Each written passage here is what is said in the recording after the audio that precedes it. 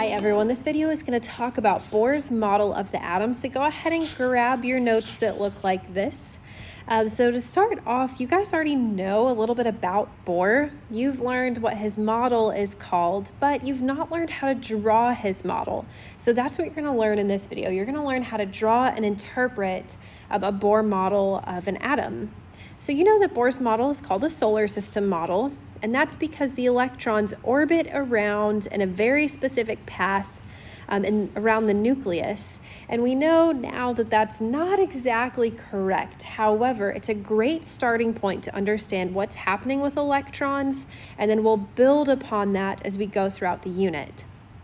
So, like we said, Bohr's model, these electrons orbit in specific paths in an electron orbit. So a little bit about Bohr's background. You can follow along right here. So Bohr was a Danish scientist who developed a model of the atom that explained the different colors of light given off by different elements.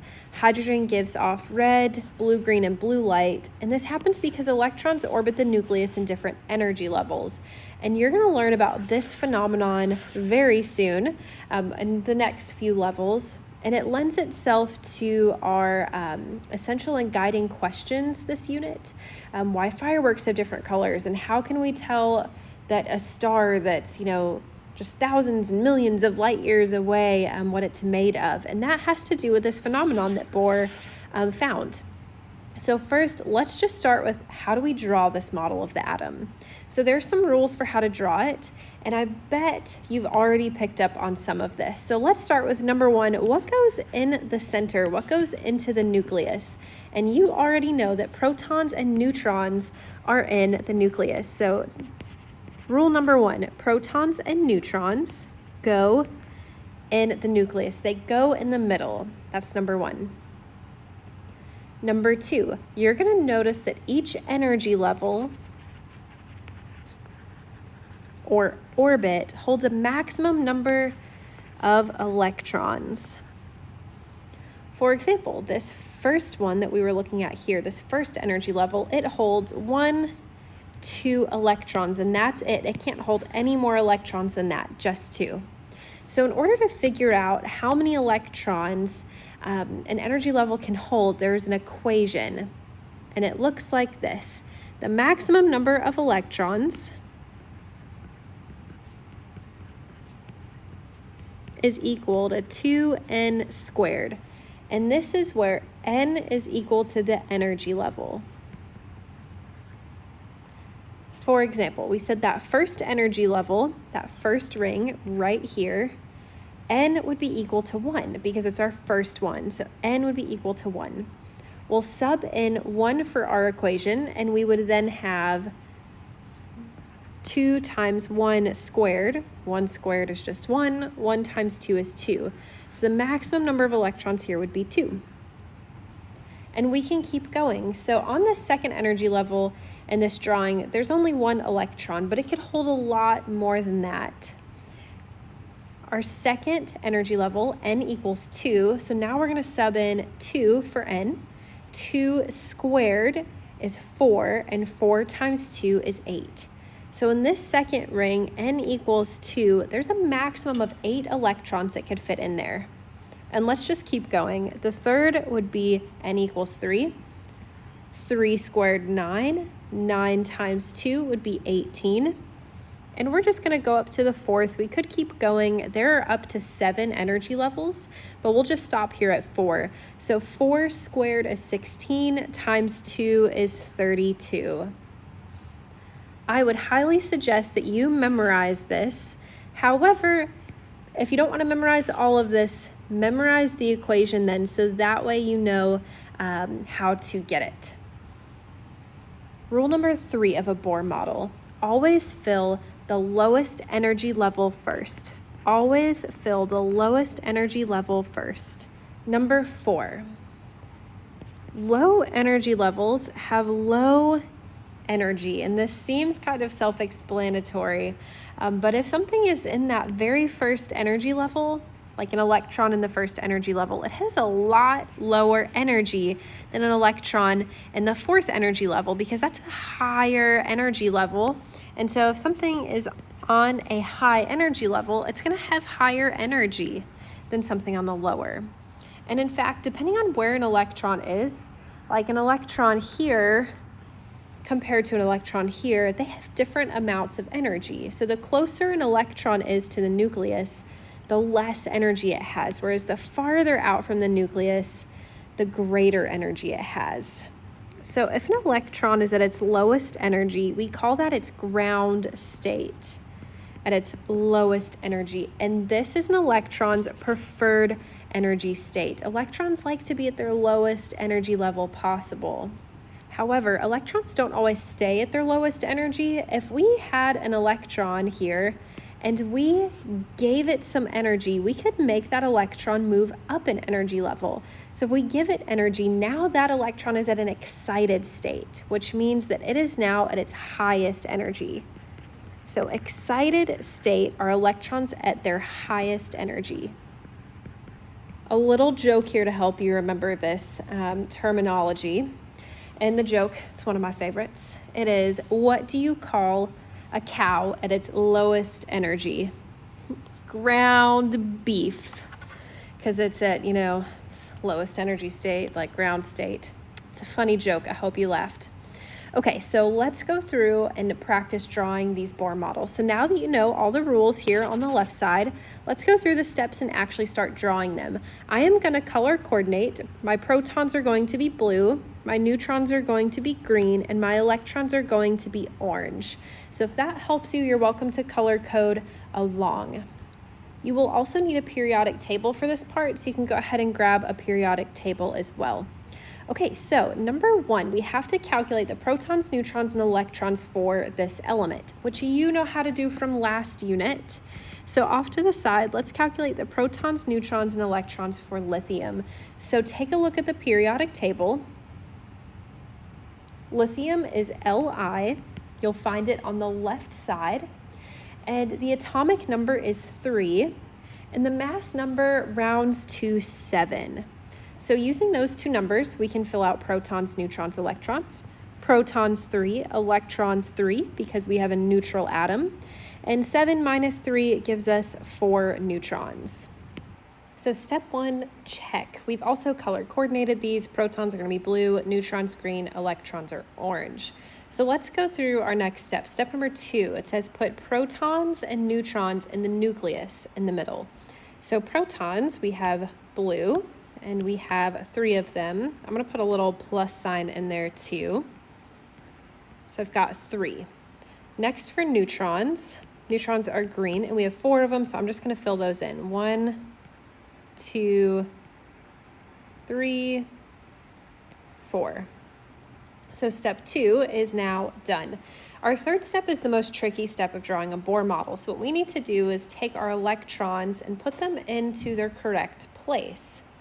So we are going to put them in orbits, but each orbit can only hold a certain number of electrons. So if we look back at our chart over here, we know that our first one can only hold 2 maximum. So for our first orbit, we're just going to draw a circle going around, or we'll call that a circle. And we're going to put 2 electrons in there. 1, 2, because that's the maximum number that can go, and the first energy level would be 2. So we've used 2. However, we need to show 3 electrons. We cannot add a third one to this energy level because this energy level is full, or this orbit is full. So now we are going to draw another orbit, another energy level going around, and we're going to put our third electron just like that. And that finishes our third step. So to recap, we calculated the protons, neutrons, and electrons. Then we put the protons and neutrons in the center. Number 3, we placed the electrons correctly into the orbit starting at the lowest. We put 2 into our first orbit, our first energy level, n equals 1. And then we had one more, something to do with it. So we put it into the second energy level, n equals 2. Because that first one had filled up. We can't put all 3 in the first energy level. It's impossible. It only holds so much. It's sort of like a small cup compared to a medium cup. Once the small cup is full, it overflows. So then we have to move on to a medium cup.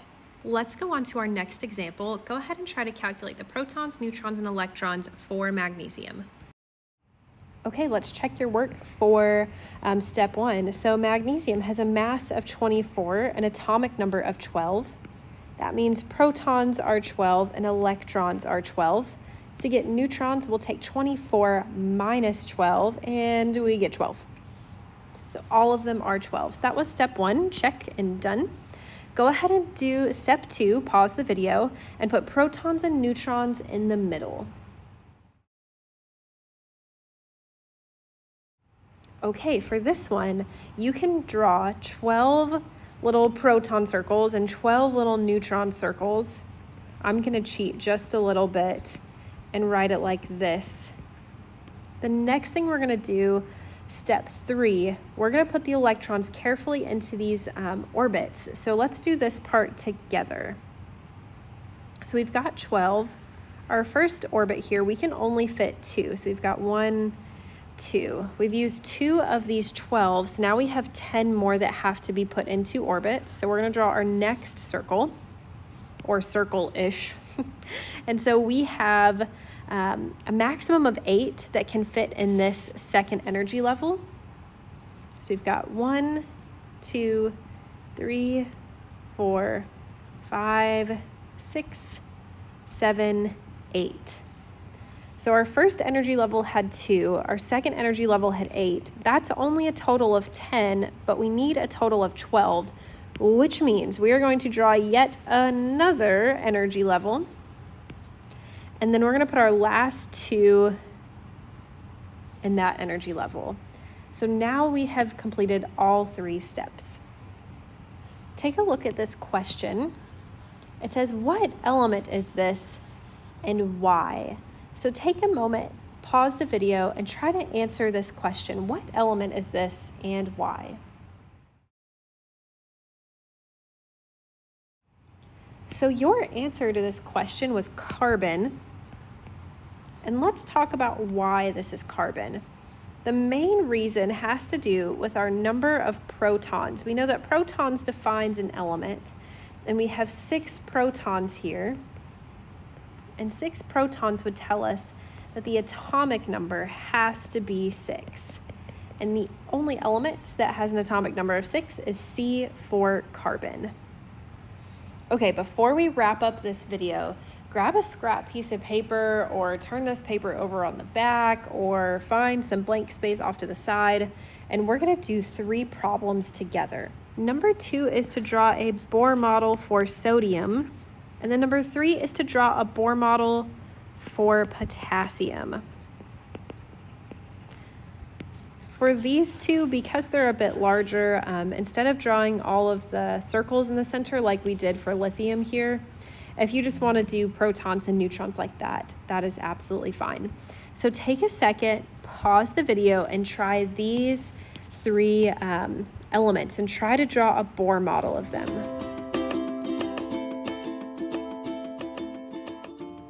Okay, so let's go over these. We're gonna go over these pretty quickly. So if you need more help, feel free to rewind and watch the video a bit more. All right, for nitrogen, our number of protons is equal to the atomic number, so we should have 7.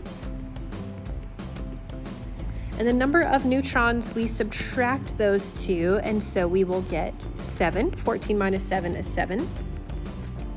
And then our electrons are also equal to this, so we're gonna have 7 electrons, but let's put them in very carefully. In our first energy level, we can have 2 electrons, 1, 2. That still leaves us with 5 more electrons to go in there. And our second energy level can hold a maximum of 8, so that works just fine. So we've got 1, 2, 3, 4, 5. And that is our Bohr model for nitrogen. Moving on to sodium, once again, the atomic number is equal to the number of protons, so we have 11 protons. Neutrons, we subtract and get 12. And then for our electrons, we will have 11, because those are equal. First energy level holds 2 electrons, we've got 1, 2. That means we still have 9 more electrons that we need to input to our energy levels. The second energy level, though, can only hold 8, and we have 9 left. So we'll put 8 in here. 1, 2, 3, 4, 5, 6, 7, 8. But now we still have 1 more, so we have to draw another whole energy level just for this one last electron to go in. And now we've used all of the electrons. It's a good idea when you're done to double check and count everything, especially the electrons, and make sure you have them in the correct spot and the correct number of those. Our last one is potassium. Protons will be 19. Neutrons, we subtract the 2 and we get 20. And then electrons will also be 19. So that's a lot of electrons. You know that there's 2 in the first energy level. So we've used 2 of those, which means we have 17 more. We can't put all 17 in here, but we can put 8. 1, 2, 3, 4, 5, 6, 7, 8. So we've used 8. Now we still have another 9 to go. And this third energy level can hold up to 18 electrons. So there's definitely enough room in that third for all of them. So we'll draw another energy level and we'll put 9. 1, 2, 3, 4, 5, 6, 7, 8, 9. And then we have all of the electrons in there. If you struggled with those last 3 problems, go ahead, pause the video, rewind, rewatch, and ask me questions if you have questions about those. So you now know how to draw a Bohr model, and you know how to look at a Bohr model and figure out what element it is representing. That is it for Bohr's model of the atom.